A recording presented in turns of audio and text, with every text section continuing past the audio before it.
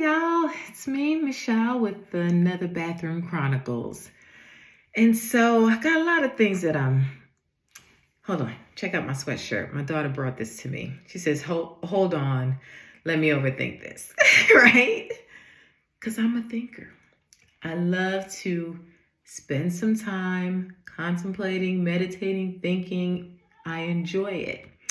And so today, I feel like one of the things that came to the surface while I was at work was being the bad guy. And for years, I've always had this fear of success. And I know a lot of times people talk about having a fear of failure, but that's not for me. I always had a fear of success because I understood with success, that means that I was going to stretch and some things and some people were going to fall off. Okay, I was going to grow up and some things were going to happen. I was going to have to let some things go. And so I didn't really want to do that. I felt like, look, I could be successful and still hold on to all this stuff. What's the problem, Lord? But apparently it's not working. So I had to let some things go. And so last fall, I had like a total system reset. And it blessed me, like cleared my vision up about a lot of things. And one of the things that came to mind today was being the bad guy. Being the bad guy. I was at work today and I received a phone call and it was someone asking for some goods and some services. Now, I gave these people some goods and services last week. They really weren't entitled to it, but out of my good nature, I gave it to them. And so they called back this week, wanted it again. And I'm like, that's not really our policy. It's usually once a month, not every single week. And it was like, they went off. And the lady hung up the phone on me. I was like, did she hang up the phone on me? Call that joker right back. I'm not the one. I said, hey, I think we got cut off. And she said, yes, ma'am, we did get cut off. I said, okay, well, let me explain our policy. And I broke it down to her. And then she was like, I never heard that. I never heard where I could only come once a month. Well, that's the policy here. You shouldn't have came any. and that was the issue with me. I didn't want to be the bad guy and say no to her, right? And because I didn't say no to her, she felt entitled to every single yes. And I've been around people where the first time you say no to them, it's like you've never said yes. They miss all the good, all the time, all the grace that you've extended to them. They miss all of that. And then they come to the one no. No, I'm not going to do that. No, I can't get that. No, that's not okay. No, I'm not approving that. No, I'm not going forward with it. The answer is no. Okay? And it's like the first time you say no to someone, it's like they forget all the good you've been doing. Now, I am a very genuine person. I just genuinely love to help people. That's my nature. But I can't do a half-done job in things and then just say, okay, we're going to do it. And I've been in a situation where I felt like, look, this ain't my best. And this might be all you're looking for, but this ain't my best. And I can't operate at 60 to give you me operating at 60 and you believe that's 100. I feel like that's a lack of integrity for me. And I can't concede. I can't work with that because what you're asking for is less of me and I can't give you that. I feel like I would be shortchanging you. And one, I'm shortchanging myself and I'm shortchanging all the things that God has put in my hands. So if we can't operate at 100 and take it up and go this route, I ought not do it. Because I can't, I'm a really simple person. I really am. I don't need a lot of razzle dazzle. But if the Lord has called me and given me authority or charge over a thing, I got to do it with diligence. And I try to do it with a spirit of excellence, not arrogance. I'm just like, show me, Lord. And so I'm in this situation where I'm like, look, this is not working. It's not my best yes, and it might be yours. And I'm like, I feel like this is off. chemistry. We're not meeting eye to eye anymore. And I've invested a lot of work in this thing. But I was afraid of being the bad guy, right? And just saying, okay, just go along with it to get along. But I would be doing myself a disservice. And all the work that I've been doing, it would be a disservice if I said yes and conceded to something that I knew was substandard, subpar. You know what I mean? It's like, look, let's say you're a baker, right? And you have made a cake. And this person said, look, I just want one story cake. And that's fine. And you give it to them. But then you look at the cake and it looks a little dented on the inside, right? It fell a little bit. And they're like, oh, this is perfect. We love it. This is great. And you're thinking, this is not my best quality. Okay. They may love a fallen cake and think it's great, but that's not my standard. That's not my brand. That's not how I do business. So my 60% looks like 100 for you. That's not how I operate. So I will give you the sunken cake, but I'm going to give you one that is done to my level of perfection, right? Or my standards, because I want to show you this is who I am and this is what I deliver. I'm glad you're okay with mediocrity, my worst, okay, my mistake, but that's not a true representation of me. And I don't want you to ever accept that this is the kind of work that I'm going to continue to give you, even though you feel very satisfied with it. I want to give you the best every single time. And I feel like I'm in one of these situations where I'm not giving you my best. This is not the best. And I'm like, Lord, how do I do this? Do we just cut ties? But I'm like, look, I can't concede with something that's subpar.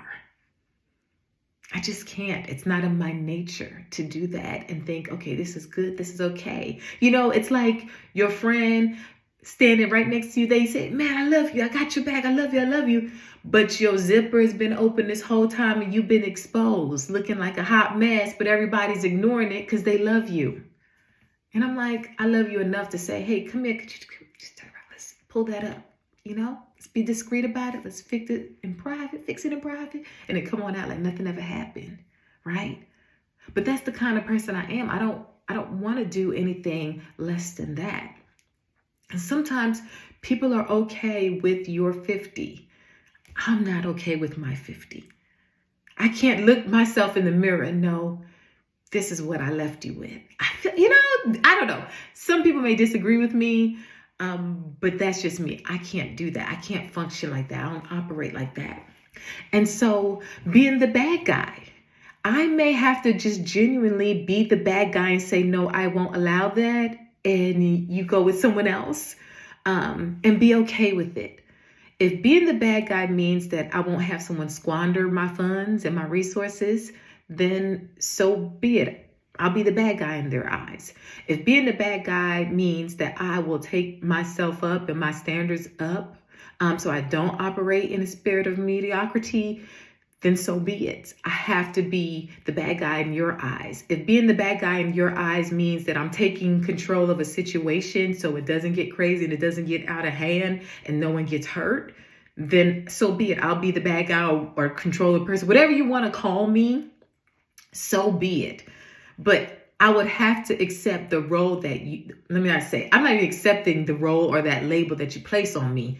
That's your projection. That's fine. I have to accept who I am and I have to accept my standards, and I cannot go below my standards because you've grown accustomed to experiencing less and thinking it's great and thinking it's top notch.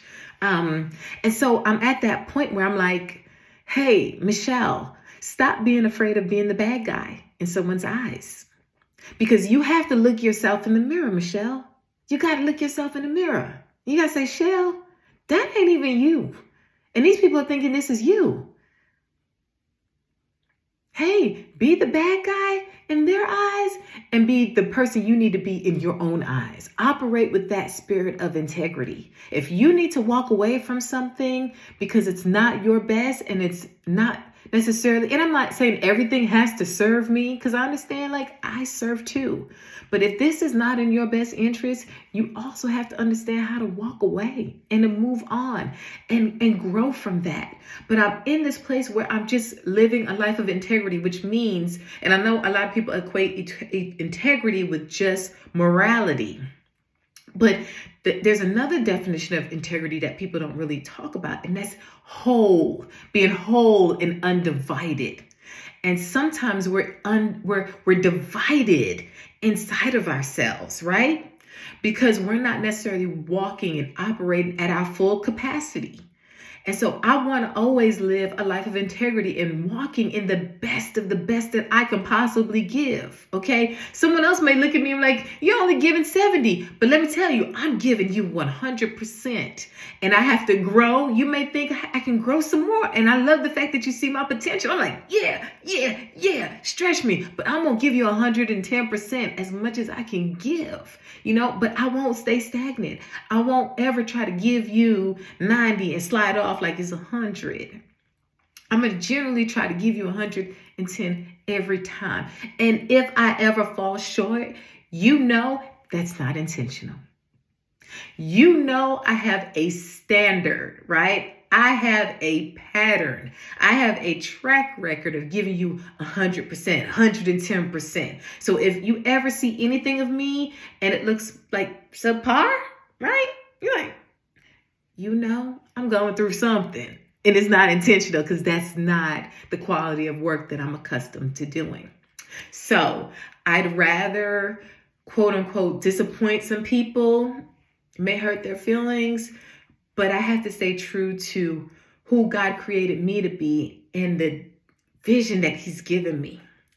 I am so excited. And I'm like, God, I've been waiting 10 years plus to be able to experience and do this. Over 10 years, right? Like, I'm going 110. I'm going. I'm like, yeah. Those times when you're just like, I have a hard time falling asleep because my mind is just like, and I'm like excited. I'm like hyped up. I'm like pumped, like, like I'm going in, like the Lord is just dropping things in there. And I'm like, sweetie, you got to sleep, okay? Yes, we know the Lord is good and He's dumping all these wonderful things, these ideas inside of you. This is great, but you got to sleep. And I'm like that right now. This is the place I'm in right now where I'm like, I'm having a hard time to go to sleep. And I'm like jumping up before the alarm clock goes off because I'm ready to work again. I'm like, ooh, that's a good idea. Let me write that down. I'm going at it. And I'm excited. Y'all. I'm so excited. And I'm like, God, show me what I need to do. And I'm willing to do it with integrity. I'm willing to do it with everything that I have. And I'm okay. Like, if a mistake should happen, just know it's not my intent. And I would do my best to figure and correct and make it right. And so I thank you. Like, I thank you, Lord. You are good and your mercy endures forever. I thank the Lord that He has dropped this inside of me, and it's time now for me to give birth. Like, whew. So something's about to come out. And I'm like, Lord, just show me what else I need to do. Show me what else I need to do. Show me what else I need to do. And then, Lord, bring the people in that have that same passion and that have that same desire, that want the same thing, Lord. Bring them into my life and allow it to be a beautiful relationship. Let us have that awesome chemistry, and everyone that's around, they just get the vision and they run with it. And I don't even mind if they stretch me so I can go there. Like, thank you, Lord. And I'm like, I may not be able to do it today, but tomorrow, that's my goal. I'm pushing for it. Like, yes, thank you, Lord. I'm so excited. But yeah, I started off talking about being the bad guy. And sometimes you're going to have to be the bad guy in someone's eyes so you can truly be who God has called you to be in His eyes. And it's going to be okay. Anyway, I'm going to get off of here. God is so good. I'm like, ooh. I'm so excited. My cheeks hurt. I'm like, what else can I do? I mean, I don't want to keep a video too long, but this is the place I'm in right now. Like God stretching and moving me forward and revealing to me an issue, a fear that was blocking, something that was hindering me. And so I thank you that you've released that, God, that it's come out into the atmosphere, and I'm okay with talking about it, sharing it with people, and receiving the breakthrough that comes with it. And so I want to thank you for that, Lord. Thank you. Anyway, I'm going to sign off now. I'm going to get out here. I said I am going to hop in the shower, okay? I'm going to watch a movie tonight because I'm like, I got to chill for a second because I'm like running. My mind is going everywhere. So I'm like, look, I'm going to hop in the shower. I said, I'm going to watch a movie tonight and chill out. Okay. So anyway, it's Michelle signing off with the Bathroom Chronicles. Y'all have a good one, y'all. Have a good one. All right.